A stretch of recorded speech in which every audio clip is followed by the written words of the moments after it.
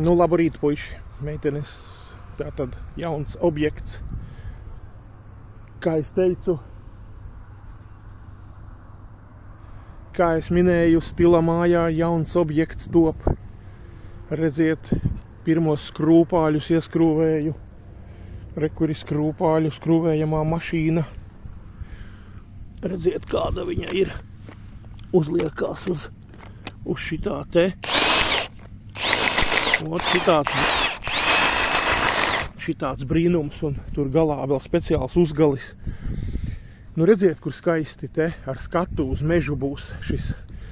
Te jau kaut kādi krūmiņi ir ieauguši, un te redziet kādas skaistas smilgas, un, var sakot, šeit ir skrūpālis, ārā būs 80 cm virs zemes.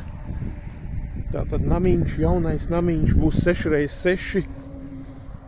Lūk, redziet, kur ir brusītes sagatavotas, un šeit būs tas 80 cm un vēl 20 pate brusi, tātad metru virs zemes cilvēki iekšā būs un dzīvos, kas saka, jā, metru virs zemes un ar skatu tur tālumā, re, kur projām uz mežu būs visa šitā gala siena stiklota, varbūt vēl kaut kur būs stiklojums, paskatīsimies pēc situācijas.